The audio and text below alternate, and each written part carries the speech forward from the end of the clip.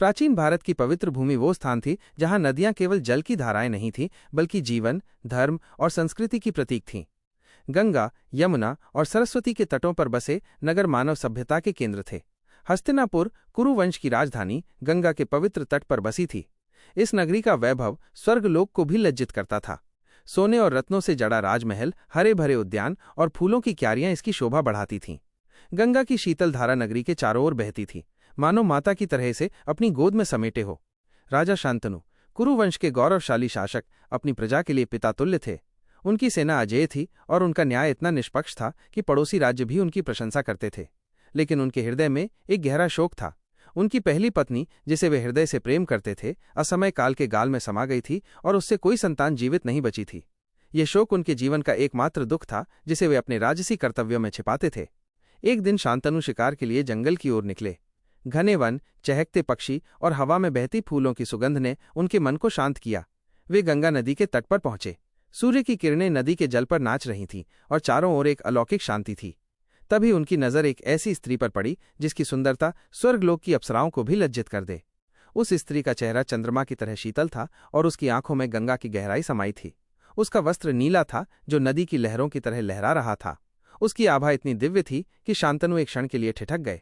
उनके हृदय में एक अनजानी हलचल हुई। उन्होंने विनम्र स्वर में पूछा, हे सुंदरी, तुम कौन हो? तुम्हारी ये आभा स्वर्गलोक की प्रतीत होती है। क्या मैं तुम्हारा परिचय जान सकता हूँ? स्त्री ने शांत मुस्कान के साथ उत्तर दिया, राजन, मैं गंगा हूँ। मैं स्वर्ग से पृथ्वी पर एक विशेष उद्देश्य के लिए अवतरित हुई हूँ। यदि तुम मुझसे विवाह करना चाहते हो तो मेरी एक शर्त है। तुम मेरे किसी भी कार्य पर प्रश्न नहीं करोगे। यदि तुमने प्रश्न किया तो मैं तुम्हें छोड़कर चली जाऊंगी। शांतनु गंगा की सुंदरता और रहस्यमयी आभा से इतने अभिभूत थे कि उन्होंने बिना सोचे शर्त स्वीकार कर ली। हे गंगे, मैं तुम्हारी शर्त मानता हूँ, तुम मेरी रानी बनो। गंगा ने मुस्कुराते हुए सहमति दी और दोनों का विवाह संपन्न हुआ। हस्तिनापुर में उत्सव की लहर दौड़ गई। नगाड़े बजे, नृत्य और संगीत की महफिलें सजीं और प्रजा ने अपने राजा की नई रानी का स्वागत किया। गंगा राजमहल में रानी बनकर आईं और शांतनु का जीवन खुशियों से भर गया। लेकिन ये खुशी क्षणिक थी। गंगा की शर्त एक रहस्यमयी बादल की तरह थी, जो उनके प्रेम पर छाया हुआ था। शांतनु ने गंगा की आंखों में एक गहरी उदासी देखी, लेकिन उनकी शर्त के कारण वे कुछ न पूछ सके। गंगा की उपस्थिति ने राजमहल को एक नई आभा दी, लेकिन प्रजा में भी उनके रहस्यमयी स्वभाव के बारे में चर्चाएं होने लगीं। कुछ कहते ये रानी कोई साधारण स्त्री नहीं, कोई देवी है। कुछ कहते उनकी आंखों में गंगा की गहराई है। लेकिन शांतनु इन चर्चाओं से दूर केवल अपने प्रेम में डूबे रहे। विवाह के कुछ समय बाद गंगा गर्भवती हुई। शांतनु के हृदय में संतान की आशा जागी। उन्होंने सोचा कि अब उनका वंश आगे बढ़ेगा और उनका शोक हमेशा के लिए मिट जाएगा। जब गंगा ने एक सुंदर पुत्र को जन्म दिया, शांतनु का हृदय खुशी से झूम उठा। वो पुत्र इतना तेजस्वी था कि मानो सूर्य का अंश हो। उसकी आंखें गंगा की तरह गहरी थीं और उसका चेहरा स्वर्गलोक के देवकुमारों जैसा था। शांतनु ने उसे अपनी गोद में लिया और प्रजा को अपने उत्तराधिकारी का परिचय देने की तैयारी शुरू की। लेकिन उनकी ये खुशी उस समय दुख में बदल गई जब गंगा अपने नवजात पुत्र को लेकर गंगा नदी की ओर बढ़ी। शांतनु ने देखा कि गंगा अपने पुत्र को नदी की धारा में विसर्जित कर रही थी। उनका हृदय टूट गया। वे चिल्लाना चाहते थे, लेकिन गंगा की शर्त ने उनकी जुबान को बांध रखा था। गंगा का चेहरा शांत था, मानो वो कोई पवित्र कार्य कर रही हो। शांतनु ने अपने आंसुओं को छिपाया और रात रात भर जागकर सोचने लगे कि ये क्या रहस्य है। ये क्रम 7 बार दोहराया गया। हर बार गंगा गर्भवती होती, एक पुत्र को जन्म देती और उसे नदी में डुबो देती। प्रत्येक पुत्र का चेहरा पिछले से अधिक तेजस्वी होता और प्रत्येक बार शांतनु का हृदय और टूटता। प्रजा में भी चर्चाएं होने लगीं। कुछ कहते रानी गंगा कोई साधारण स्त्री नहीं, वो कोई क्रूर आत्मा है। कुछ कहते ये कोई दैवीय कार्य है जो हमारी समझ से परे है। लेकिन शांतनु अपनी शर्त के कारण मौन रहे। 8वें पुत्र के जन्म पर जब गंगा फिर नदी की ओर बढ़ी, शांतनु का धैर्य जवाब दे गया। वे गंगा के पीछे दौड़े और चिल्लाए, रुक जाओ गंगे, ये क्या पाप कर रही हो? अपने ही पुत्रों की हत्या? मुझे सत्य बताओ। गंगा रुक गईं। उनकी आंखों में एक गहरी शांति थी, लेकिन चेहरा गंभीर था। उन्होंने कहा, राजन, तुमने मेरी शर्त तोड़ दी। अब मैं तुम्हें छोड़कर जा रही हूं। लेकिन सत्य जान लो, ये 8 पुत्र वसु थे, स्वर्ग के 8 देवता, जो वशिष्ठ ऋषि के शाप के कारण मनुष्य योनि में जन्मे थे। गंगा ने पूरी कहानी सुनाई। एक बार 8 वसुओं, धव, ध्रुव, सोम, अनिल, अनल, प्रभास, प्रभात और कुमुद ने वशिष्ठ ऋषि की गाय नंदिनी को चुराने की कोशिश की थी। नंदिनी कोई साधारण गाय नहीं थी, वो कामधेनु की संतान थी जिसका दूध अमृत तुल्य था। वसुओं ने इसे अपनी पत्नियों के लिए ले जाना चाहा। क्रोधित वशिष्ठ ने उन्हें शाप दिया, तुम सब मनुष्य योनि में जन्म लोगे और कष्ट भोगोगे। वसुओं ने गंगा से प्रार्थना की कि वे उन्हें मुक्ति दें, गंगा ने वशिष्ठ से प्रार्थना की और वशिष्ठ ने कहा, गंगा, तुम इन वसुओं को जन्म दोगी और 7 को तुरंत मुक्त कर दोगी, लेकिन 8वां वसु प्रभास अपने कर्मों के कारण पृथ्वी पर लंबा जीवन जिएगा। गंगा ने आगे कहा, मैंने 7 वसुओं को मुक्त कर दिया। यह 8वां पुत्र प्रभास तुम्हारा पुत्र है। इसका नाम देवव्रत होगा और ये गंगा का पुत्र कहलाएगा। मैं इसे तुम्हें सौंपती हूँ। गंगा ने शिशु को शांतनु की गोद में रखा और नदी में विलीन हो गई। शांतनु का हृदय दुख और आश्चर्य से भरा था। वे अपने पुत्र को लेकर हस्तिनापुर लौटे। देवव्रत का जन्म एक चमत्कार था। वो गंगा का पुत्र था, इसलिए उसे गांगेय भी कहा गया। उसका शरीर मजबूत, सुंदर और बुद्धिमान था। शांतनु ने उसे अपने हृदय से लगाया और उसका पालन पोषण शुरू किया। देवव्रत का बचपन हस्तिनापुर के राजमहल में वैभव और अनुशासन में बीता। गंगा का पुत्र होने के कारण उनमें एक आध्यात्मिक गहराई थी। वे अक्सर गंगा के तट पर घंटों बैठकर ध्यान करते, मानो अपनी माता से गूढ़ संदेश प्राप्त कर रहे हों। उनकी आंखों में गंगा की शांति और सूर्य की तेजस्विता थी। शांतनु ने उन्हें सर्वश्रेष्ठ शिक्षा देने का संकल्प लिया। देवव्रत को ऋषि वशिष्ठ के आश्रम में भेजा गया। वशिष्ठ, जो कुरु वंश के कुलगुरु थे, ने देवव्रत की बुद्धिमत्ता को देखकर कहा, गांगेय, तुम में वो ज्योति है जो युगों तक कुरु वंश को प्रकाशित करेगी, लेकिन तुम्हारा जीवन त्याग और कर्तव्य का प्रतीक होगा। वशिष्ठ के आश्रम में देवव्रत ने वेद, उपनिषद और नीति शास्त्र का गहन अध्ययन किया। उनकी स्मृति इतनी तीक्ष्ण थी कि वे एक बार सुने हुए श्लोक को कभी नहीं भूलते थे। उनकी वाणी में एक जादू था जो सुनने वालों को मंत्रमुग्ध कर देता था। एक दिन वशिष्ठ से चर्चा के दौरान देवव्रत ने पूछा, गुरुदेव, धर्म क्या है? क्या ये केवल नियमों का पालन है या इसमें हृदय की पुकार भी शामिल है? वशिष्ठ ने गंभीर स्वर में उत्तर दिया, धर्म वह है जो समाज को जोड़े, जो सत्य को स्थापित करे। लेकिन हृदय की पुकार को सुनना भी धर्म का हिस्सा है, क्योंकि सत्य केवल नियमों में नहीं बल्कि करुणा में भी बसता है। देवव्रत ने इस शिक्षा को आत्मसात किया। उन्होंने वेदांत, अर्थशास्त्र और दर्शनशास्त्र में भी महारत हासिल की। उनकी बुद्धि ऐसी थी कि वे जटिल राजनीतिक समस्याओं का समाधान आसानी से निकाल लेते थे। देवव्रत की युद्ध कला की शिक्षा का सबसे महत्वपूर्ण हिस्सा था ऋषि परशुराम का मार्गदर्शन। परशुराम, जो क्षत्रियों के प्रति अपने क्रोध के लिए विख्यात थे, ने देवव्रत को एक अपवाद के रूप में स्वीकार किया। एक दिन जंगल में परशुराम के आश्रम में देवव्रत ने उनके सामने नतमस्तक होकर कहा, गुरुदेव, मुझे शस्त्र विद्या सिखाइए। परशुराम ने उनकी आंखों में गंगा की गहराई देखी और कहा, देवव्रत, तुम वसु हो, तुम्हारा जीवन लंबा और कष्टपूर्ण होगा, लेकिन मैं तुम्हें शस्त्र विद्या में निपुण बनाऊंगा। देवव्रत ने परशुराम से धनुर्विद्या, गदायुद्ध, खड्गयुद्ध और रथ संचालन सीखा। एक अभ्यास में उन्होंने एक साथ 100 तीर छोड़कर 100 अलग अलग लक्ष्यों को भेद दिया। यह देखकर परशुराम ने मुस्कुराते हुए कहा, गांगे, तुम मेरे सबसे योग्य शिष्य हो, तुम अजेय हो, सिवाय मेरे। देवव्रत का सिद्धांत था, शस्त्र केवल धर्म की रक्षा के लिए उठाए जाते हैं। वे जंगल में शिकार करते, लेकिन कभी निर्दोष प्राणी को नहीं मारते। उनका दर्शन था, युद्ध केवल धर्म के लिए, न कि क्रोध के लिए। हस्तिनापुर की नगरी अब देवव्रत के नेतृत्व में और अधिक समृद्ध हो रही थी। युवराज के रूप में देवव्रत ने प्रजा के हृदय में स्थान बना लिया था। उनकी बुद्धिमत्ता, करुणा और शस्त्र कौशल की गाथाएं दूर दूर तक गूंज रही थीं। वे प्रजा के बीच जाते, उनकी समस्याएं सुनते और निष्पक्ष निर्णय लेते। एक बार एक गांव में अकाल पड़ा।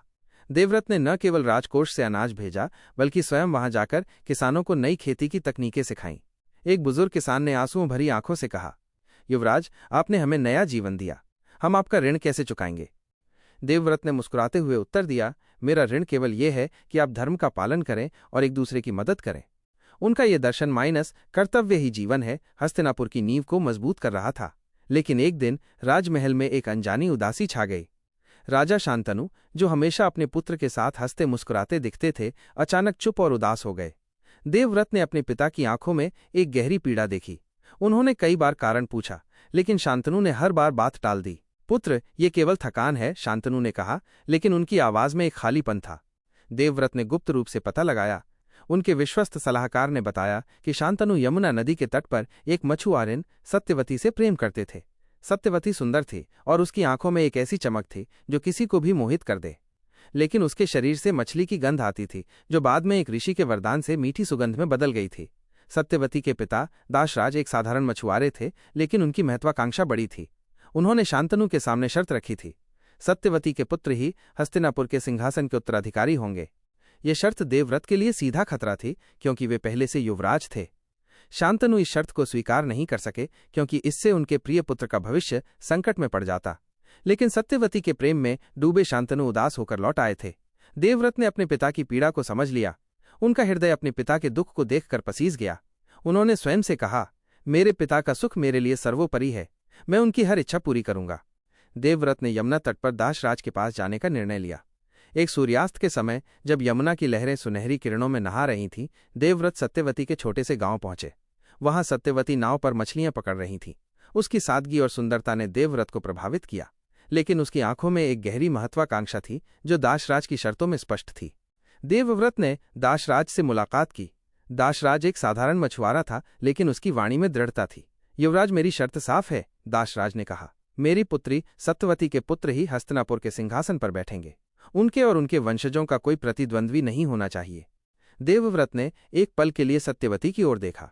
उसकी आंखों में एक गहरी चमक थी, मानो वो जानती हो कि ये क्षण इतिहास बदल देगा।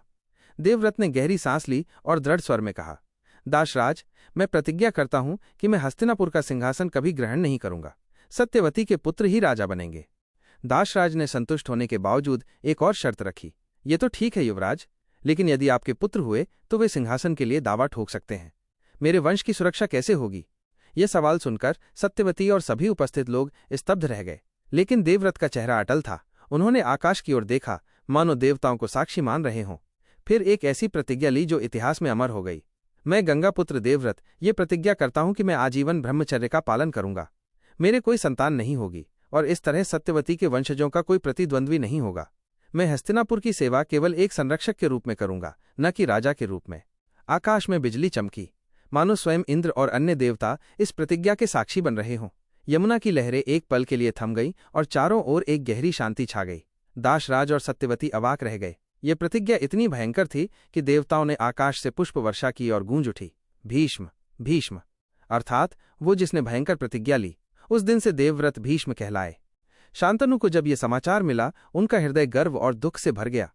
वे देवव्रत से मिले और आंसुओं के साथ बोले, पुत्र, तुमने मेरे लिए जो किया वो कोई साधारण मनुष्य नहीं कर सकता। मैं तुम्हें वरदान देता हूं कि तुम्हारी मृत्यु तुम्हारी इच्छा पर होगी। भीष्म ने विनम्रता से कहा, पिताजी, ये वरदान मेरे लिए केवल कर्तव्य का एक और बंधन है। मैं हस्तिनापुर की रक्षा करूंगा, चाहे कितना भी कष्ट आए। शांतनु और सत्यवती का विवाह संपन्न हुआ। हस्तिनापुर में उत्सव की लहर दौड़ गई। नगाड़े बजे, नृत्य और संगीत की महफिलें सजीं। लेकिन भीष्म का मन शांत था। उन्होंने अपने पिता की खुशी के लिए सब कुछ त्याग दिया था। उनकी प्रतिज्ञा ने उन्हें एक सामान्य जीवन से वंचित कर दिया, लेकिन उनके लिए कर्तव्य सर्वोपरि था। शांतनु और सत्यवती के विवाह के बाद हस्तिनापुर में एक नया युग शुरू हुआ। सत्यवती से शांतनु को 2 पुत्र हुए, माइनस चित्रांगद और विचित्रवीर्य। भीष्म ने इन दोनों को अपने पुत्रों की तरह पाला। उन्होंने चित्रांगद को युद्ध कला और राजधर्म सिखाया। चित्रांगद एक शक्तिशाली योद्धा था, लेकिन उसका स्वभाव उग्र था। एक बार एक गंधर्व राजा से युद्ध में चित्रांगद की मृत्यु हो गई। ये भीष्म के लिए पहला बड़ा आघात था। उन्होंने अपने दुख को छिपाया और विचित्रवीर्य को युवराज बनाया। विचित्रवीर्य कमजोर और अल्पायु थे। उनकी प्रकृति नम्र थी, लेकिन उनमें शारीरिक और मानसिक दृढ़ता की कमी थी। भीष्म ने उनकी रक्षा के लिए स्वयं को समर्पित कर दिया। जब विचित्रवीर्य विवाह योग्य हुए, भीष्म ने उनके लिए काशी की राजकुमारियों अंबा, अंबिका और अंबालिका माइनस को स्वयंवर से जीत कर लाए। ये एक ऐतिहासिक घटना थी जो महाभारत की एक महत्वपूर्ण कड़ी बनी। काशी नरेश के स्वयंवर में भीष्म ने अपनी युद्ध कला का अद्भुत प्रदर्शन किया। उन्होंने अकेले ही कई राजाओं को परास्त किया और तीनों राजकुमारियों को हस्तिनापुर लाया। लेकिन अंबा ने सभा में खड़े होकर कहा, पितामह, मैंने मन से साल्व नरेश को चुना था। मुझे उनके पास जाने की अनुमति दीजिए। भीष्म ने अंबा की बात मानी और उसे साल्व के पास भेज दिया। लेकिन साल्व ने अंबा को अपमानित करते हुए स्वीकार करने से इनकार कर दिया। अंबा लौटकर हस्तिनापुर आई और भीष्म से विवाह की मांग की। भीष्म ने अपनी ब्रह्मचर्य प्रतिज्ञा का हवाला देकर मना कर दिया। क्रोधित और अपमानित अंबा ने प्रतिशोध की प्रतिज्ञा ली। उसने कहा, भीष्म, तुम मेरे जीवन के विनाश के लिए जिम्मेदार हो। मैं तुम्हें कभी क्षमा नहीं करूंगी। अंबा ने कठोर तपस्या की और शिव से वरदान मांगा कि वह भीष्म की मृत्यु का कारण बने। ये घटना भीष्म के जीवन में एक गहरी छाया छोड़ गई, जो बाद में उनके पतन का कारण बनी। विचित्रवीर्य का विवाह अंबिका और अंबालिका से हुआ, लेकिन उनकी कमजोर प्रकृति के कारण वे संतानहीन रहे। जल्द ही उनकी मृत्यु हो गई। सत्यवती चिंतित हो गईं, क्योंकि कुरुवंश का कोई उत्तराधिकारी नहीं बचा था। उन्होंने भीष्म से निवेदन किया कि वे ब्रह्मचर्य त्याग कर सत्यवती के साथ संतान उत्पन्न करें। सत्यवती ने विनती करते हुए कहा, भीष्म, कुरुवंश का अंत होने जा रहा है। तुम्हें अपनी प्रतिज्ञा तोड़नी होगी। भीष्म ने अटल स्वर में उत्तर दिया, माता, मेरी प्रतिज्ञा मेरे जीवन से भी बड़ी है। मैं इसे नहीं तोड़ सकता, लेकिन मैं वंश की रक्षा के लिए दूसरा मार्ग ढूंढूंगा। भीष्म ने सत्यवती को सुझाव दिया कि वे नियोग प्रथा के अनुसार किसी योग्य ब्राह्मण से संतान उत्पन्न करवाएं। सत्यवती ने अपने पूर्व पुत्र ऋषि पराशर से उत्पन्न पुत्र वेदव्यास को बुलाया। वेदव्यास ने नियोग प्रथा के तहत अंबिका से धृतराष्ट्र, अंबालिका से पांडु और एक दासी से विदुर को उत्पन्न किया। इस तरह भीष्म की सूझबूझ से कुरु वंश की निरंतरता बनी रही। धृतराष्ट्र, पांडु और विदुर के जन्म के बाद भीष्म ने उन्हें अपने पुत्रों की तरह पाला। धृतराष्ट्र जन्म से अंधे थे, पांडु कमजोर लेकिन बुद्धिमान और विदुर दासी पुत्र होने के कारण सिंहासन से वंचित। भीष्म ने पांडु को युवराज घोषित किया क्योंकि धृतराष्ट्र का अंधत्व उन्हें सिंहासन के अयोग्य बनाता था। यह निर्णय राजनैतिक रूप से विवादास्पद था। धृतराष्ट्र के मन में ईर्ष्या की जड़ें पड़ गईं। भीष्म जानते थे कि ये फैसला भविष्य में संकट लाएगा, लेकिन धर्म के अनुसार उन्होंने इसे अपनाया। उनका दर्शन था, राजा वो नहीं जो देखता है, बल्कि वो जो न्याय करता है। पांडु का विवाह कुंती और माद्री से हुआ। कुंती का रहस्य माइनस देवताओं से पुत्र प्राप्ति का वरदान माइनस बाद में सामने आया। धृतराष्ट्र का विवाह गांधारी से हुआ, जो अपनी भक्ति में धृतराष्ट्र के साथ आंखों पर पट्टी बांधकर रहती थीं। विदुर अविवाहित रहे, लेकिन उनकी नीति कुशलता ने उन्हें हस्तिनापुर का मुख्य सलाहकार बनाया। पांडु एक शक्तिशाली राजा साबित हुए। उन्होंने कई युद्ध जीते और हस्तिनापुर को विस्तार दिया, लेकिन एक शिकार के दौरान उन्होंने गलती से ऋषि किंदम और उनकी पत्नी को मार डाला, जो हिरण के रूप में थे। ऋषि के शाप से पांडु नपुंसक हो गए और राज्य त्यागने को मजबूर हुए। पांडु ने दुखी स्वर में कहा, पितामह, मैंने गलती की, अब मैं राज्य संभालने योग्य नहीं। धृतराष्ट्र को सिंहासन सौंप दीजिए। भीष्म ने समझाते हुए कहा, पुत्र, शाप से ऊपर धर्म है, लेकिन यदि तुम्हारी इच्छा है तो मैं धृतराष्ट्र को राजा बनाऊंगा। लेकिन याद रखो, कुरु वंश की एकता मेरी जिम्मेदारी है। पांडु वन चले गए। वहां कुंती ने अपने वरदान से युधिष्ठिर, धर्मराज से, भीम, वायु से और अर्जुन, इंद्र से को जन्म दिया। माद्री ने नकुल और सहदेव, अश्विनी कुमारों से को जन्म दिया। इस तरह पांडवों का जन्म हुआ। इधर गांधारी ने 100 पुत्रों कौरवों को जन्म दिया, जिनमें दुर्योधन सबसे बड़ा था। धृतराष्ट्र को राजा बनाया गया, लेकिन वास्तविक शक्ति भीष्म और विदुर के हाथ में रही। भीष्म ने दरबार संभाला, सेना का नेतृत्व किया और न्याय किया, लेकिन धृतराष्ट्र की कमजोरी माइनस अपने पुत्रों के प्रति अंध प्रेम माइनस ने राजनैतिक अस्थिरता पैदा की। दुर्योधन की महत्वाकांक्षा बढ़ती गई और उसने पांडवों को अपना शत्रु मान लिया। दुर्योधन ने अपने मामा शकुनी से कहा, मामा, पांडवों की सफलता मुझे सहन नहीं होती। वे इंद्रप्रस्थ को स्वर्ग बना रहे हैं और मैं यहाँ हस्तिनापुर में क्या करूं? शकुनी ने चालाक मुस्कान के साथ कहा, धैर्य रखो भांजे, मैं एक योजना बना रहा हूं। द्यूत क्रीड़ा में हम उन्हें हराएंगे। भीष्म इन जड़ों को जानते थे। उन्होंने कई बार दुर्योधन को समझाया, पुत्र, ईर्ष्या विनाश का मार्ग है। पांडव तुम्हारे भाई हैं, एकता से ही वंश बचेगा। लेकिन दुर्योधन नहीं माना। कौरव पांडव संघर्ष की जड़ें इतनी गहरी हो चुकी थीं कि शांति असंभव थी। श्री कृष्ण की शांति दूत यात्रा विफल हो चुकी थी। भीष्म, कुरुवंश के संरक्षक, अब कौरव सेना के सेनापति थे। उनकी प्रतिज्ञा उन्हें कौरवों के साथ खड़ा करती थी, लेकिन उनका हृदय पांडवों के साथ था। दुर्योधन ने अधीर स्वर में कहा, पितामह, पांडवों को जल्द से जल्द नष्ट करना होगा, विशेषकर अर्जुन को। आपकी शक्ति पर मुझे पूर्ण भरोसा है। भीष्म ने शांत लेकिन दृढ़ स्वर में कहा, दुर्योधन, मैं कौरव सेना का नेतृत्व करूंगा, लेकिन मैं ये स्पष्ट करता हूं, मैं श्रीकृष्ण और पांडवों को नहीं मारूंगा। मेरी प्रतिज्ञा मुझे कौरवों की सेवा करने को बाध्य करती है, लेकिन मेरा धर्म मुझे सत्य से बांधता है। भीष्म ने कौरव सेना को संगठित किया। उन्होंने व्यूह रचनाएं बनाई, माइनस क्रौंच व्यू, गरुड़ व्यू, मकर व्यू माइनस, और सैनिकों को प्रेरित किया। उनकी उपस्थिति ही कौरव सेना में उत्साह भर देती थी। पहले दिन से ही भीष्म की शक्ति का प्रदर्शन हुआ। उनके तीरों की बौछार ने पांडव सेना को भयभीत कर दिया। लेकिन जब अर्जुन से सामना हुआ, वे जानबूझकर अपने तीरों को कमजोर करते। यह उनका द्वंद्व था, कौरवों के लिए लड़ना, लेकिन पांडवों को जीवित रखना। 10वें दिन पांडवों ने श्रीकृष्ण और युधिष्ठिर की सलाह पर शिखंडी को भीष्म के सामने रखने की रणनीति बनाई। भीष्म ने स्वयं युधिष्ठिर को बताया था कि वे शिखंडी के सामने शस्त्र नहीं उठाएंगे। शिखंडी ने गर्जना की, भीष्म, आज तुम्हारा अंत है। भीष्म ने मुस्कान के साथ कहा, शिखंडी, मैं तुम्हारे सामने शस्त्र नहीं उठाऊंगा। मेरी प्रतिज्ञा और मेरा धर्म मुझे ये अनुमति नहीं देता। अर्जुन ने शिखंडी के पीछे से तीरों की बौछार शुरू की। भीष्म ने कोई प्रतिरोध नहीं किया। उनके शरीर में सैकड़ों तीर लगे और वे शरशैया पर लेट गए। अर्जुन ने दुखी स्वर में कहा, पितामह, मैंने ये क्यों किया? भीष्म ने कहा, पार्थ, दुखी न हो, ये मेरा भाग्य था। शरशैया पर भीष्म ने युधिष्ठिर को राजधर्म, दान धर्म और मोक्ष धर्म सिखाया। उत्तरायण में उन्होंने प्राण त्यागे। उनकी शिक्षाएं गीता के संदेश से मेल खाती थीं। भीष्म की मृत्यु एक युग का अंत थी। उनकी प्रतिज्ञा, त्याग और शिक्षाएं महाभारत का आधार बनी। अगर आपको ये वीडियो पसंद आया तो लाइक एंड सब्सक्राइब जरूर करें। मिलते हैं अगले वीडियो में।